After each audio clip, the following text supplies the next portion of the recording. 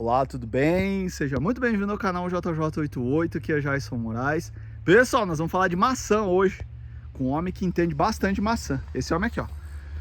Boa tarde!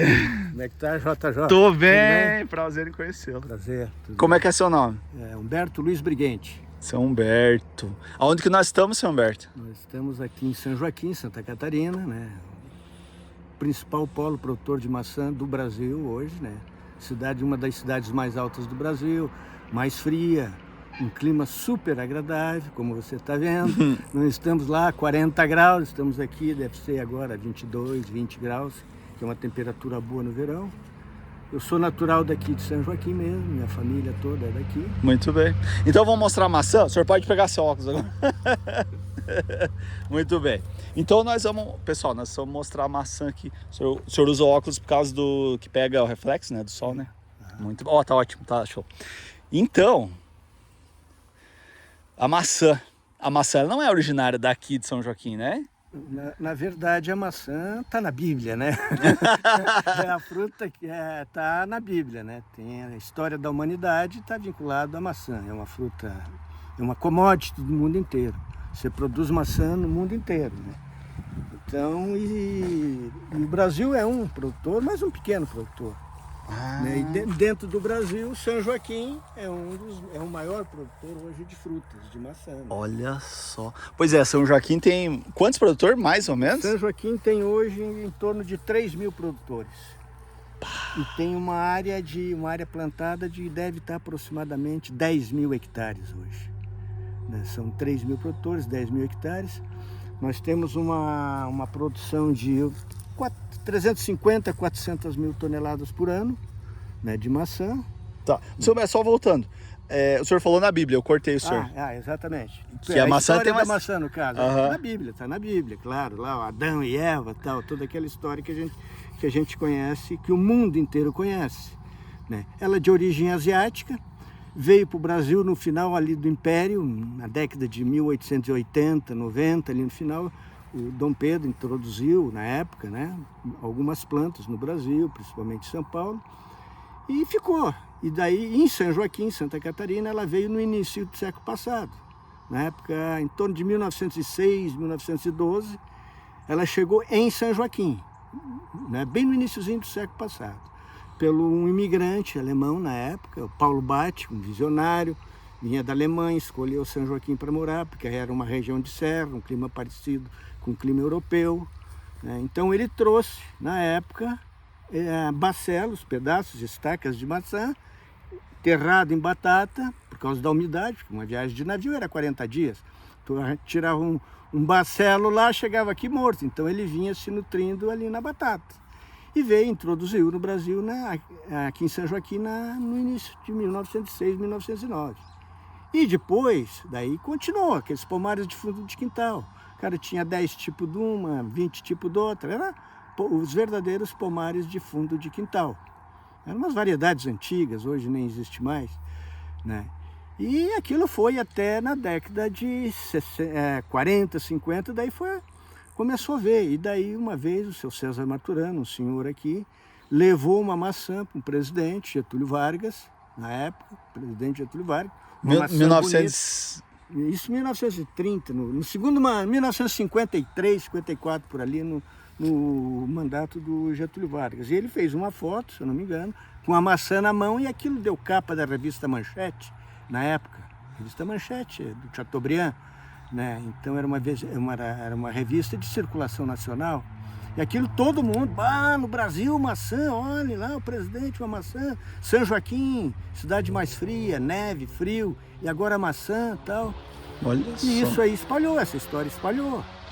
E daí o governo federal, na época, criou aqui em São Joaquim, daí já mais tarde, em 1953, o governo federal criou uma estação experimental, uma pequena estação experimental aqui em São Joaquim, para pesquisar a maçã. E daí trouxe o primeiro agrônomo, João Palma Moreira, que foi o primeiro agrônomo, chefe dessa pequena estação experimental.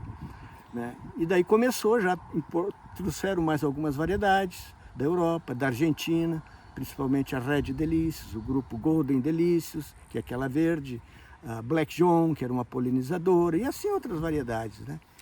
E nisso veio também a pera, veio a ameixa. Depois essa estação, além da maçã, ela pesquisou uma parte das frutas. 1900 quanto, perdão? 1953. Nossa. Foi a primeira, 72 anos. Foi Olha. a primeira estação experimental de Santa Catarina, e eu acho que é do sul do Brasil, né, a pesquisar assim, oficialmente a cultura da maçã. Tinha alguma coisa iniciando em Caçador nessa época também, né?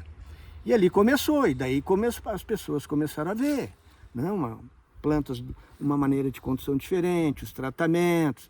Daí aquilo começou a aparecer os resultados da pesquisa, né? E daí em 1969, o governo brasileiro, já tendo dados, isso daí já tinha 15, 16 anos de pesquisa, né, ali, isso aí começou a aparecer os resultados, começou a divulgar então para nível nacional. E em 69, o governo do estado, a antiga Empasc, que eram os órgãos de pesquisa de Santa Catarina, era a Empasc e tinha a Caresc. A Empasc era a empresa de pesquisa agropecuária, que o governo do estado montou uma estrutura de pesquisa, transformou aquela primeira pequena unidade lá do posto de fruticultura, que tinha um agrônomo e algumas centenas de plantas, para uma estação moderna. Comprou um terreno, não sei se você conhece, a Epagre, aqui em São Joaquim, comprou um terreno. Cetrejo ali? Não, Cetrejo era onde foi a primeira estação experimental, aquela de 1953. Se você conhece o Cetrejo, ali que nasceu a questão da maçã. Depois ela evoluiu em 69 com a implantação da Empasc, que era a empresa de pesquisa, a Caresc para dar assistência, e introduziu essas variedades mais modernas, né? Red Delis, como falei, Gold e outros grupos. E em 74, começou em 72, 73, já tinha começado os pomares já maiorzinho, pomares de 1.000 plantas, 1.500 plantas, né? E nesse vácuo de 53, da primeira estação até 69, a vinda da segunda estação, teve esse vácuo ali, que a fruticultura andou nos fundos de quintais, mas já um pouquinho mais tecnificada. Daí teve os pioneiros na época, o Dimas Souza, tinha até uma chamada maçã Dimas Souza, mas era uma variedade europeia, que ele plantou, então se chamava maçã Dimas Souza. O Alberto Zandonati, que inclusive foi meu avô, um dos pioneiros, também já plantou o grupo Red. Daí tinha o Rogério Campos, também, que foi um outro pioneiro da cultura da maçã. E foi até 69. 69 ela explodiu daí. Em 74, o governo japonês estava fazendo assentamentos ainda no Brasil, e eles tinham a colônia Cutia. Não sei se você chegou a conhecer, ouviu falar, a colônia Cutia. Eles uma grande colônia de imigrantes japoneses em São Paulo. Eles plantavam outras culturas em São Paulo, sul de Minas, né? Eles tinham várias colônias. E resolveram, daí viu São Joaquim, mídia nacional, já tem maçã e tal. O Brasil na época importava quase 200 milhões de dólares. Nossa. Em maçã, era uma fortuna. Daí a colônia Cutia do Japão instalou em São Joaquim, compraram uma área, o governo do estado na época ajudou para construir, veio, se eu não me engano, 44 famílias. Olha, bastante. Bastante. E nisso, São Joaquim, aquela cidade pacata, né, até 1954, a fruticultura começando a engatinhar, dali um pouco, quando veio de um ano para o outro, era japonês pelas ruas, né? Aqueles que vieram os primeiros, e a gente nem via japonês, né? A gente era gurizão, né? Ficava até meio assim curioso, né? E eles começaram a plantar e criaram essa cooperativa Cutia, que era uma filial de São Paulo. E todo mundo começou a ver, né? Os pomares começaram a entrar em produção, eles trouxeram um agrônomo, um dos maiores especialistas de maçã do Japão. Olha só. O Kensho Shirozawa, engenheiro agrônomo Kensho Shirozawa. Depois esse Kensho Shirozawa ficou aqui na Estação Experimental de São Joaquim. Daí na década de 70 o governo do estado fez um convênio com o governo do Japão, com a província de Aomori, Santa Catarina e Aomori no Japão, porque Aomori é um dos centros produtores de maçã do Japão. E daí veio esse japonês para acompanhar a colônia Cutia, que era o Shirozawa, tive a oportunidade de conhecer, inclusive eu era estudante de agronomia, estagiei com ele na antiga Empasc. né? E começou a incentivar, né? No começo houve uma certa resistência, porque veio ele e outro cidadão para fazer antes, para ver como é que era São Joaquim. Daí teve o relatório final, né? Teve o relatório final deles para Cotia. Daí no relatório constava um lugar montanhoso, muita pedra, tal, mas de clima bom. Daí esses Shirozawa, na argumentação para trazer a colônia para São Joaquim, porque senão ela ia para o Paraná, inclusive teve uma que foi para o Paraná ou ia para o Rio Grande do Sul. Daí ele disse assim, olha, morro, que era o nosso caso, você aplena. Pedra, você retira. Agora, o clima daquela região não existe. Olha. O clima é lá. Então, claro que vai ter trabalho, vai ser mais dificultoso de você implantar cultura, mas o clima no Brasil é em São Joaquim. E ali começou toda a história da fruticultura, mais avançado com os japoneses. Então, daí a estação daqui tinha convênio com a estação do Japão. Então, começaram a ir engenheiros agrônomos, pesquisadores daqui de São Joaquim, para a estação experimental de Aomori, no Japão. E vinham agrônomos do Japão para a estação experimental de São Joaquim.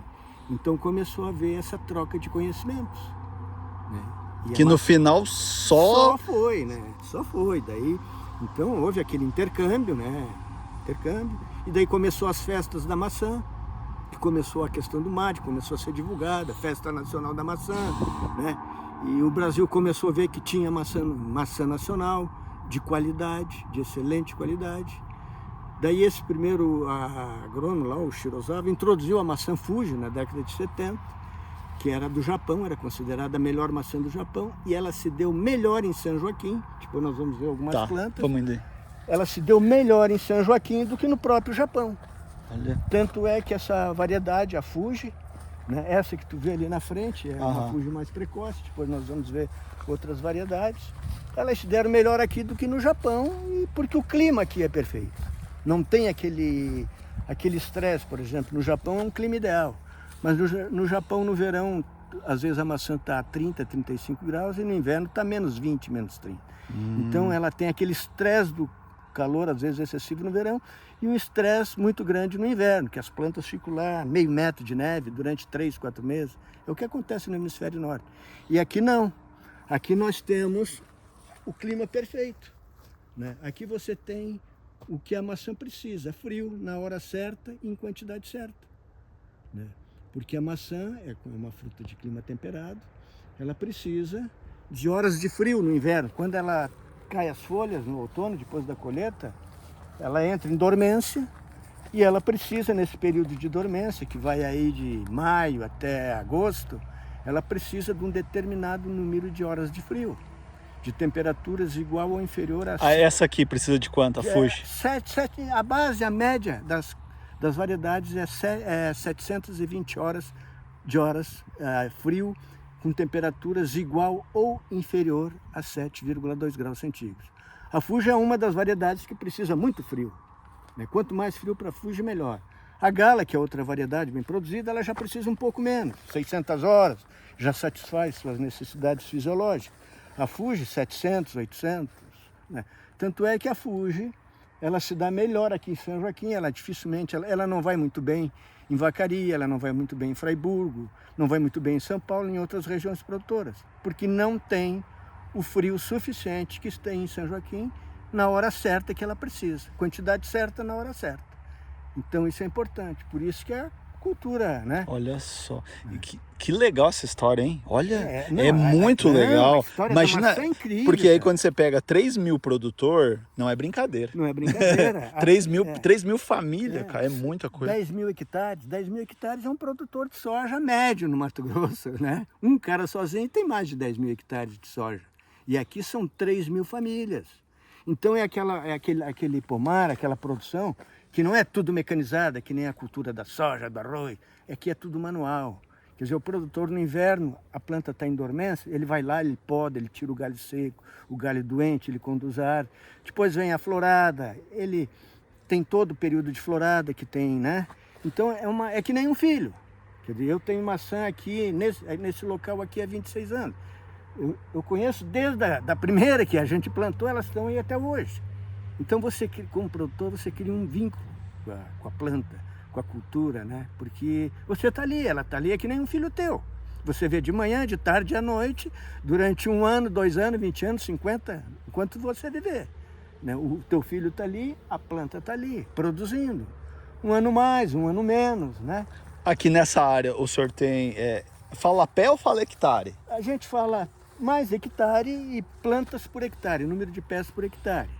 Daí esse número de pés por hectare depende do espaçamento. Por exemplo, se você tem, que nem aqui eu tenho aqui, um espaçamento de 5 metros entre linhas, né? Para passar o trator, e 2 metros entre plantas, dá 1000 metros. Então eu tenho 1000 metros quadrados por planta, né? 1000 metros quadrados por planta não, eu tenho 1000 plantas por hectare. Daí. Por hectare. Que daria 1000 plantas, né, por hectare.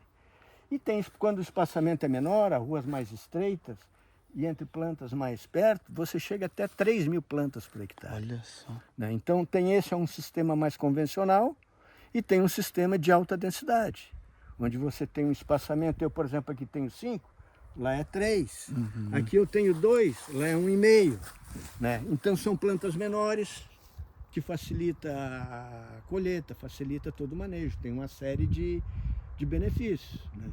Mas são plantas que produzem menos, têm uma vida útil menor, né? Porque elas entram em produção mais cedo. Né? Essa aqui é a gala, né? Essa aqui é a gala. Gala.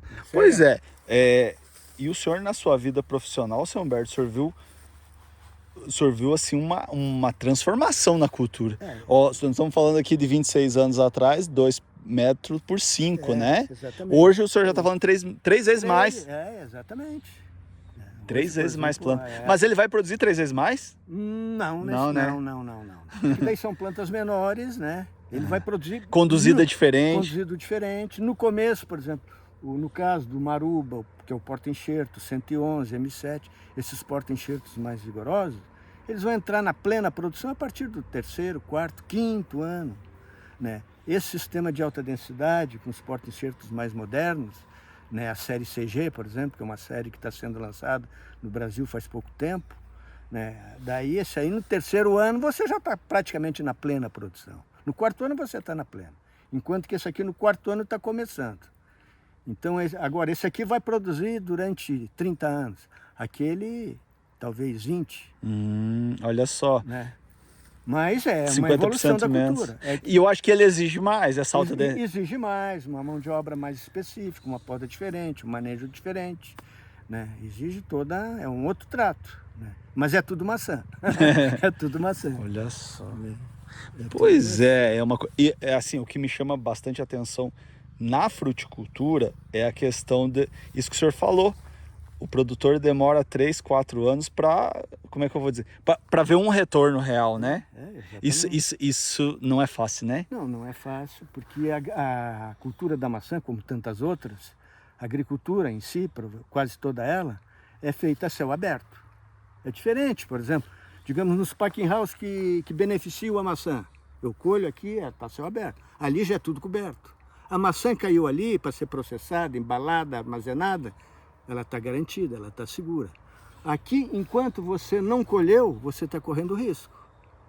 Porque você colhe risco na florada, que quando dá floração é no final do inverno, início da primavera. Daquela florada bonita. Agora, se por exemplo, durante essa florada, digamos, durante 30 dias no máximo, de 21 a 30 dias é o período da florada da maçã.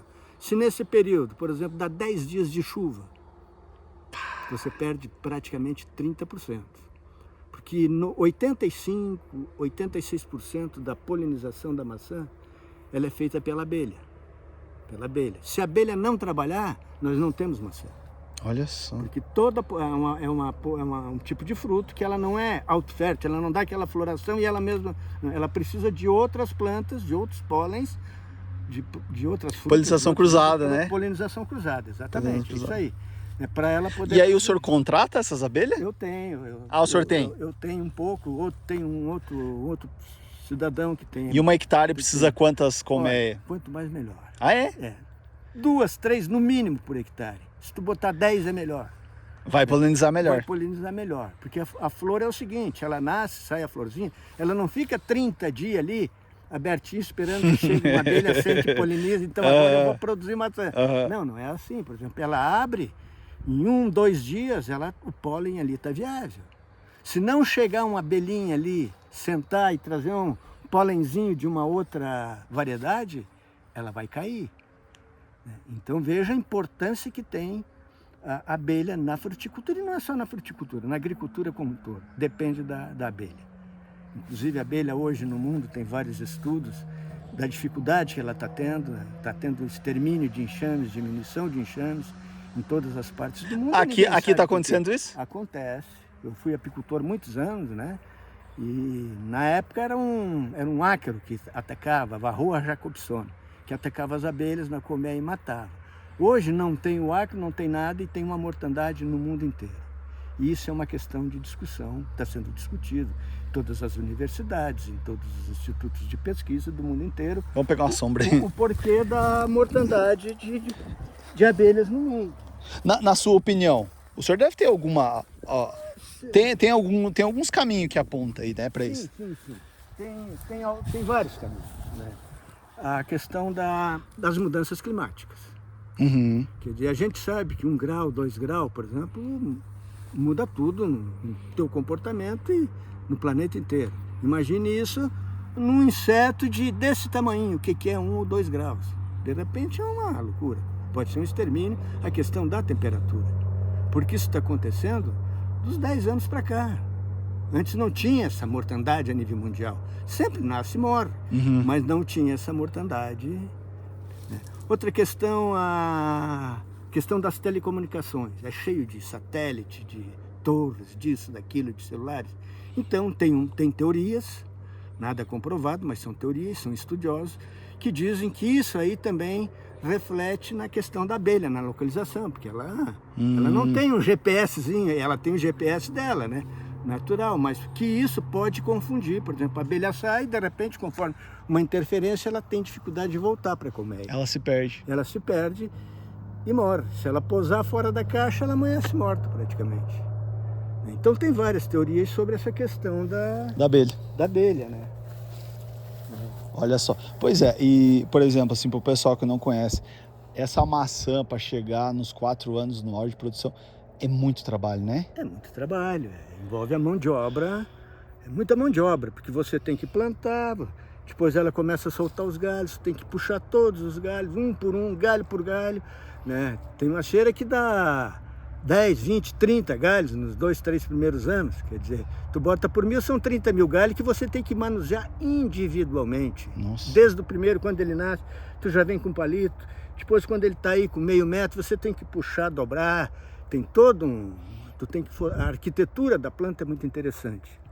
Né? A arquitetura não é como ela quer, ela é feita, né? Ela é feita, a planta. Olha, gente, né? ó, ela não é por acaso que ela tá assim, né? Ela claro, daí tem um sistema de condução que conduz daquela maneira para que ela entre maior quantidade de luz, que é o fator principal também para a planta, é a quantidade de luz. Isso é fundamental para todas as culturas.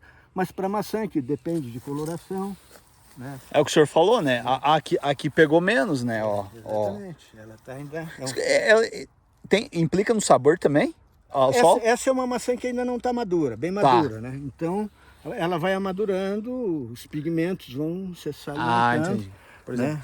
Porque ela tem cheiro, né, de maçã madura aqui, gente. Essa aí já é uma maçã madura. Que maçã bonita, hein? A gala é muito bonita. Essa gala, ela é de origem... Só que a gala é mais bonita, mas a Fuji é mais gostosa. Pra mim, tô falando pra mim. A gala é mais ácida. Quem gosta de um fruto um pouco mais ácido, a gala é perfeita. Mais crocante, né?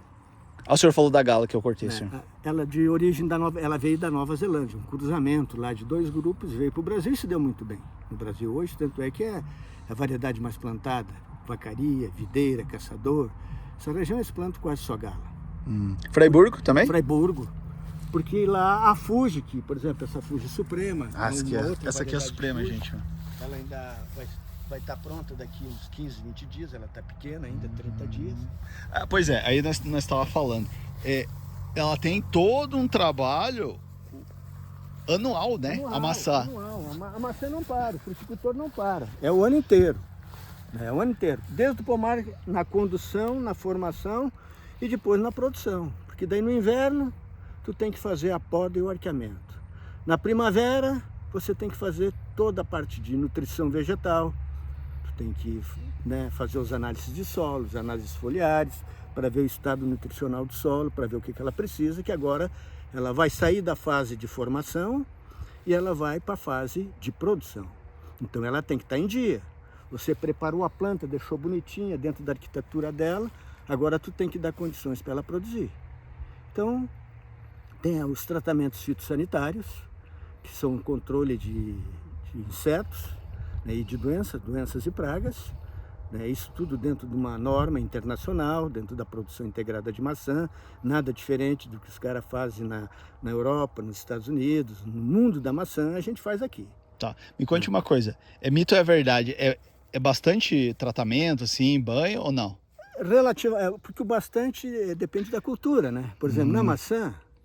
Quantos banhos anual, mais ou menos? Olha, você dá aí, porque um ano mais chuvoso exige mais tratamento. Porque daí, com um ano de muita chuva, tem uma doença, um fungo, a sarna, que é a Venturiina equalis, ela se dá muito bem num período mais chuvoso. Então, quando em São Joaquim, que dá mais frio e com chuva, ela fica... Daí daí você tem que fazer o controle, porque senão você perde a produção. Então, um ano chuvoso é mais tratamento. Um ano mais seco é menos tratamento.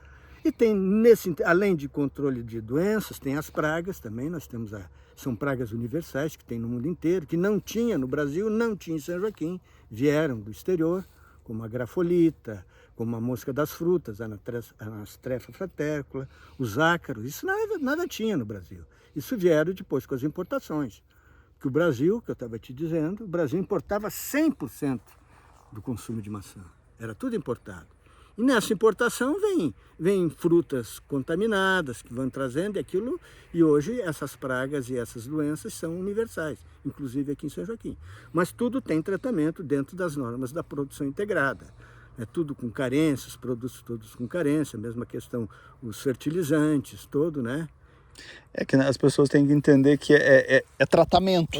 É como a gente tomar remédio. Exatamente. Tu vai no médico, o médico vai te dizer, tu tá gripado, é isso aqui, né? Se você tem um outro problema, ele te receita. A planta precisa estar saudável para ela produzir. Para produzir de qualidade. A mesma coisa na fruticultura. O agrônomo é o médico das plantas. Quer dizer, ele que vai lá, ele vê o estado, ele vem aqui, vê o pomar, tá bom, precisa disso, daquilo, né? Então, é uma cultura altamente tecnificada. O que tem de moderno no mundo, em termos de fruticultura, hoje tem em São Joaquim. Tanto é que nós somos a referência em termos de produção de maçã. Uma coisa, é feito raleio? Daí, depois da floração, se tudo correu bem, a abelhinha polinizou, deu uma boa florada, daí dá uma carga boa, daí você tem que fazer o raleio. O raleio é o desbaste do excesso de frutos. Então, tem, você vê aqui, individual, mas às vezes, olha ali, por exemplo, tá vendo aquela cachopa ali, aquilo ali já foi ralhado, e assim mesmo ainda ficou aquele mundo de maçã. Porque ela derruba, naturalmente, ela já derruba aí 90% do que ela mesma produz, de flor. Ela poliniza, fecundou, ela sabe, a macieira sabe que ela não vai aguentar 3.000 frutas aqui, né, 4.000 frutos. Então ela mesma já se descarrega. Mas ainda sobra uma quantidade muito, muito expressiva. Então que vem o raleio, né? Hoje já tem o raleio químico, que é uma ferramenta mais moderna. Raleio químico? São produtos, são fito-hormônios, né, que você aplica durante um determinado período, no final da florada, para ajudar a descarregar. Então esse produto aborta uma quantidade X de flores, aquelas mais fracas, né, que já iam cair talvez com o tempo, ele aborta naquela época. Derruba tudo aquilo. O que sobra, e ainda sobra muito, tu veja quanto a planta é abençoada. Daí você vem tudo manual. Tesourinha. Tchac, tchac, tchac, tchac. Deixando normalmente 1, 2 até 3 frutas por cada cacho floral. Dependendo, se é na ponta do galho, você pode deixar mais. Quando é um ano de pouca fruta, você deixa até 3. Quando é um ano de uma produção boa, uniforme, você deixa 1, 2 por cachopo. Deixa uma diferença de 5 a 6 centímetros uma fruta do outro. Daí dá tudo uniforme, tudo padrãozinho, coisa mais linda. Ela dá maior quando ela tem espaço. Quando ela tem espaço. Quando ela dá menor, quando ela não tem. Escute, e falando de mão de obra, você veja bem, quanta mão de obra São Joaquim e a maçã não gera anual? Olha, para você ter uma base, só de fora de São Joaquim, vem em torno de 3 a 4 mil pessoas por ano. Só, praticamente quase todas do Nordeste, para colher maçã em São Joaquim. São Joaquim hoje não tem mais mão de obra. Se nós dependêssemos só da mão de obra de São Joaquim, nós não tinha condição de tocar esses 3 mil hectares. Apesar de ser uma cultura familiar, mas tu faz a poda, tu faz a condução, mas no raleio e na colheita tu precisa de gente. Porque ela é diferente da batata, por exemplo. Não, deixa na terra que o preço está ruim, fica mais 30 dias aqui, não tem problema. O boi está gordo no campo, não, ó, o preço caiu, vamos dar uma seguradinha, aguenta mais, vamos vender o mês que vem. Agora a maçã não, a maçã ela deu ponto de colheita, você tem que colher. Senão ela cai, né? Senão ela cai, ela cai. Isso aqui deu um vento ontem, ó. Um vento derrubou. E aí o senhor tá para colher quando aqui já? Eu vou começar segunda-feira. Hoje é quinta? Hoje 3 dias, gente. 3 dias. E olha aqui, ó, né? Olha, isso aí, ó. É. Ela teve um problema, né?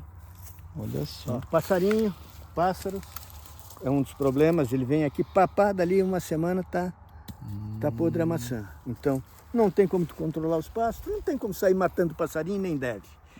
Cada um, a gente produz o suficiente para eles também, como se diz. Não adianta, é da natureza, né? E falando de nutrição, a maçã ela tem umas, umas propriedades incríveis, né? Ah, sim. É a fruta considerada uma das frutas mais perfeitas em termos nutricionais. Ela é rica em fibras, açúcares, antioxidantes, vitamina C, né? Todos os carotenos e carotenoides na fruta vermelha, que tem na casca vermelha da maçã, tem ali. Na própria polpa, os açúcares são açúcares diferentes, um pouco diferentes. Por exemplo, no caso da Fuji, que dá aquele pingo de gelo por dentro, gostoso, é um tipo de açúcar, né? Então, ela tem todas essas propriedades, riquíssima como nutriente, como alimento. Rica em fibras, principalmente, né? Te ajuda na digestão e tudo. E é uma fruta que já tem aquele ditado inglês antigo, né? Como uma maçã por dia, médico longe da família. Eu escutei isso. É isso aí, isso é famoso. Eu não lembro agora, An apple a day, the medicine, uma coisa assim. Mas é um fruto muito bom. Há quem diga que o cara que come maçã todo dia, se tu comer uma maçã todo dia, você se livra de 67 tipos de cânceres diferentes. Olha só. Digamos, se tem 100 cânceres, se tu comer uma maçã todo dia, 67 tu já está fora. Mas tu tem que comer ela inteira. Inclusive, não adianta tu só descascar e comer só a polpa. Ali é mais açúcares e tal, a parte nutritiva mesmo está na semente e na casca. É só tu dar uma lavadinha e pronto. Aquele mito, não, tem resíduo disso, resíduo daquilo, não, isso não tem, porque são produtos todos usados no mundo inteiro, que tem seu período de carência, tu aplica hoje, dali 2, 3 dias, 5 dias, às vezes um dia já não existe mais. Ele se degrada através da temperatura. Como nós estávamos falando, é remédio. É remédio. Para a planta é remédio. Gente, olha que bonita aqui. Essa aqui. Pois é, e aí. E essa evolução da Fuji para Fuji Suprema? Porque ela é um pouquinho diferente, né? Exatamente, ela é uma coloração cheia, pode ver. Ela é uma coloração cheia. Depois nós vamos ver a outra Fuji. Tá, então vamos. Essa aqui desse lado aqui é a Fuji. Normal. É a Fuji normal. Essa aqui tem 26 anos? Tem 25 anos. 25 anos. Tem, depois dessa variedade da Fuji, daí já veio a Fuji Mishima, já veio a Fuji Suprema e está sendo estudado outros grupos de Fuji. Que nem no grupo da Gala. Era a Gala, daí já veio melhoramento, veio a Imperial Gala, Royal Gala, Maxi Gala, Full Gala. Agora todo ano, cada 1, 2, 3 anos, sai um grupo diferente de Gala. Assim como de Fuji também. Que eles vão melhorando de acordo com o mercado também, as exigências do mercado. Qual que é a parte boa de produzir maçã? Olha, a parte boa, porque aquilo como eu te falei no começo. Primeiro porque tu conhece a maçã, aquilo parece um filho teu. Tu conhece aquele pé desde o início, né? Então tu vê ele todo dia. E você está na natureza, você está respirando ar frio, um ar puro. Ó, lá tem um pé bonito lá. Você está no sol, você está, às vezes, a maioria do tempo quase sozinho, quando não é época de trabalho. Você pensa mais, medita mais, Você, né, está no meio da natureza, num trabalho, quer dizer, é o meu trabalho, é um trabalho produzir maçã, mas de uma maneira mais assim, não é aquele agito, grande agito da cidade, do dia a dia. Que é todo dia Que é e todo tal. dia, eu sei, já passei Qual, por isso. qual que é a parte, assim, negativa da maçã? A parte negativa, eu não digo até, mas vamos dizer, negativa. É que, primeiro, que é um produto perecível, como aquilo que eu te disse. Tá deu a colheita, tu tem que colher e não tem como esperar. Então tu precisa de mão de obra naquela hora. Uma mão de obra especializada para fazer isso. E às vezes não tem. São pessoas que vêm de fora para colher maçã em São Joaquim e nunca viram um pé de maçã. E chegam aqui, daí você paga por produção. Eles querem produzir. Daí eles colhem de qualquer jeito. Então, isso desperdiça muita maçã. Derruba a maçã, fura a maçã. Estraga né? o pé. Estraga o pé, quebra galho. Esse é um dos fatores, a questão da mão de obra. Né? Outra questão que isso tudo vai... O consumo do Brasil é muito baixo de maçã. Isso é um consumo pequeno. Tu vê, o mundo produz 83 milhões de toneladas de maçã no mundo. Dá uma média, se for fazer uma média mundial aí, dá em torno de 10 quilos por pessoa, incluindo uma criança até um senhor de idade, uma média de 10 quilos de maçã por ano, ou em torno de 70, 80 maçãs por ano por pessoa. A média do Brasil é menos de 5, é menos da metade da média mundial.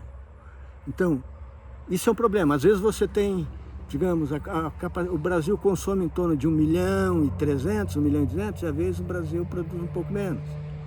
Quando produz um pouco menos, tu tem uma oscilação de preço para mais. Quando tem uma super safra, o consumo está paralisado em 4,5, diminui o preço. Então esse é um problema. Né? A flutuação de mercado, de preço, que você nunca sabe o que é que vai acontecer com o mercado. Né? Outra coisa, nem 100% da maçã é comercializada pelo produtor. Eles se utilizam de cooperativas. No caso de São Joaquim tem 3 grandes cooperativas, a Coperserra, a Sanjo e a Frutas de Ouro.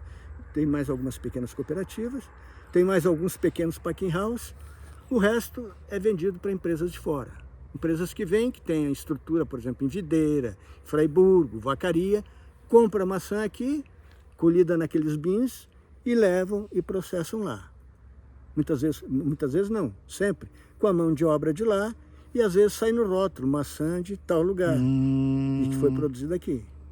E esse dinheiro normalmente não fica daí aqui. Nem o imposto, né? Nem imposto. Né? Vai ter o ICMS, que vai ter um retorno depois, mas é um dinheiro que fica mais fora. Fica aqui o dinheiro da mão de obra daí. Que seria a menor parte, como se diz, fica aqui. Olha só. Com o produtor. Mas são coisas que também já teve pior, como se diz. Já teve pior. Olha, esse pé aqui tá muito bonito. Isso aí é uma Maxi Gala. Maxi Gala. É uma variedade, já veio da Gala. Olha aqui, gente. O original era Gala. Só uma coisa que nós não falamos, que foi o senhor falou em polinizador, nessa aula que nós estamos dando de maçã. O que é uma polinizadora? Polinizadora, no caso, qualquer uma pode ser polinizadora, porque ambas produzem pólen. No caso da Fuji, da Gala, por exemplo, a polinizadora para a Fuji é a variedade Gala, vice-versa.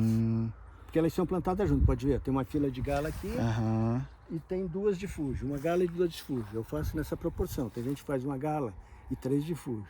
Por quê? Porque a Fuji, se tu plantar, digamos, um pomar inteirinho de Fuji, tu não vai colher nada.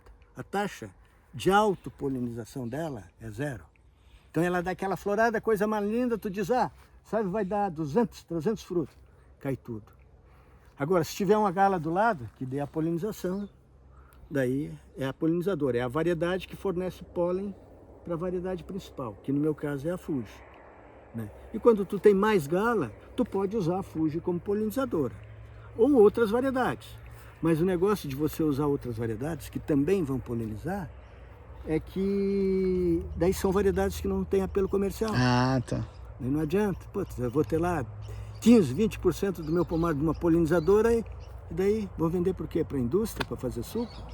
Então tem que ter uma variedade que vá no mercado, que é o caso. Hoje o Brasil está concentrado quase tudo em cima de Fuji Gala.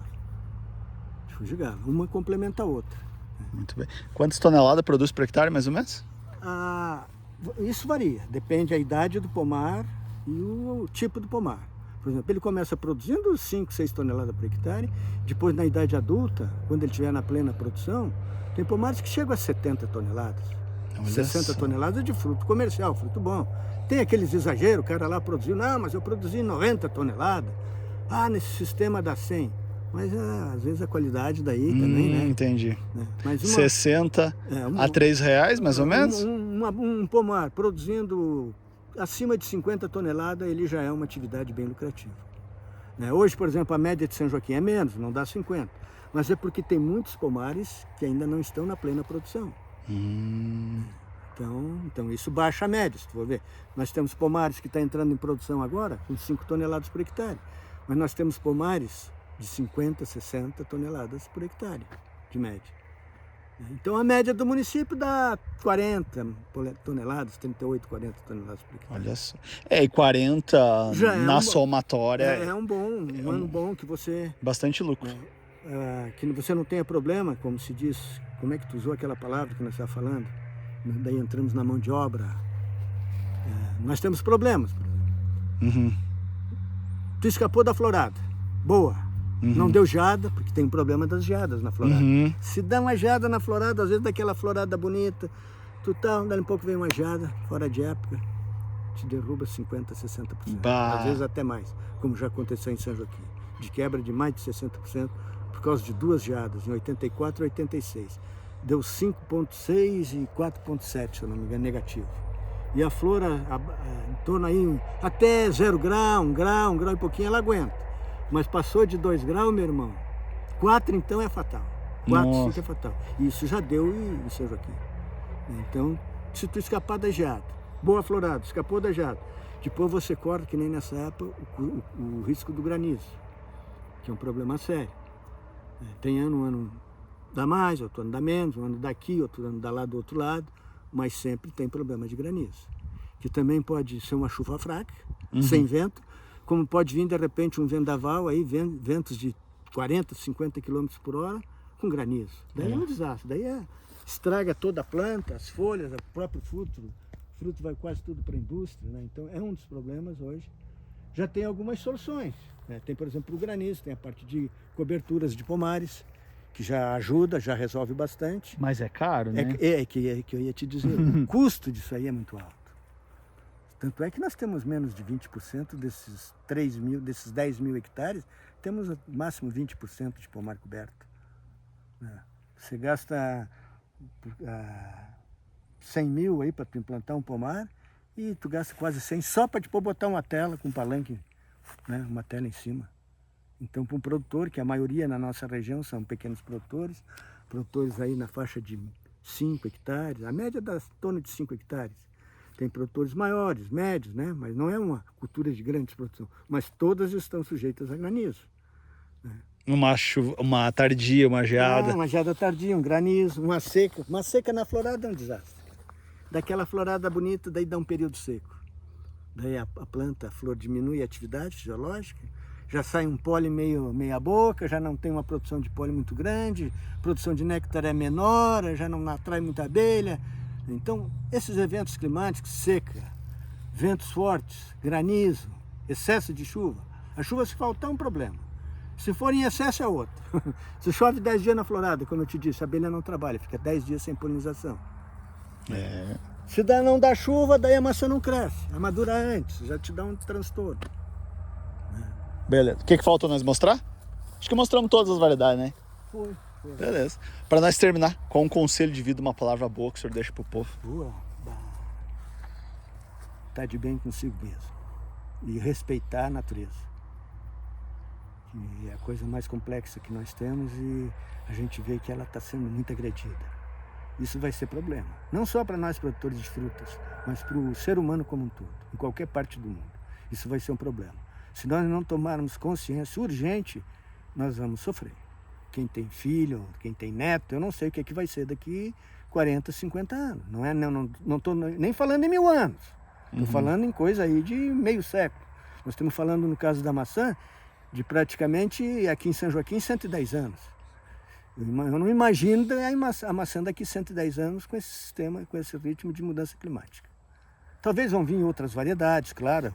O ser humano tem a capacidade muito grande de adaptação, mas se nós não fizer isso, nós vamos complicar a coisa para os nossos futuros. Parabéns, Humberto, parabéns pela escolha, parabéns pelo conhecimento. Eu acho que foi muito válido e contar para nós a própria história, né, da maçã. Nossa, um pouco dela, né? É. Se tu for ver a história, mas o basicão é isso aí. Aham. Olha só, e como São Joaquim ele é consolidado hoje, porque decorrer de muitas coisas que aconteceram. Sim, isso foi um passo a passo, né? E hoje uma coisa que assim que às vezes muita gente questiona, mas será que compensa plantar maçã? Será que compensa ainda? Já tem um negócio que o clima, com essa mudança climática, as regiões que ainda plantam maçã vai ficar cada vez mais difícil. E elas vão vindo e vai sobrar, tem um estudo da EPAGRE que no ano de 2050, daqui a pouco tempo, a área de frio, que vai ter frio para maçã, é só essa aqui do Planalto. São Joaquim, um pedaço do Bom Jardim, um pedaço da Urupema e Pope. Olha só. Por causa dessa mudança climática, né? Então, e outra coisa, outro grande desafio é que o Brasil melhore a condição de renda, que nós possamos consumir mais. Se em vez de 4 quilos, 5 quilos por pessoa por ano, nós passar, digamos, a 7 quilos, 7,5 quilos, nós precisamos quase botar mais 5 mil hectares. Entendi. Né, para aguentar, para ter. Muito bem. Um abraço, Deus abençoe, senhor Alberto. Tudo de bom. Eu vou terminar aqui, quero tirar umas fotos dessa maçã aqui. Pessoal, vocês estão assistindo nós. Deixa o like no vídeo, compartilhe, se inscreva no canal, vem com a gente, que aqui é cheio de vídeo assim. Um abraço e até a próxima. Ó, gente, nossa, tá lindo aqui, hein? Olha que show. Valeu, senhor Humberto, um abraço. Um abração.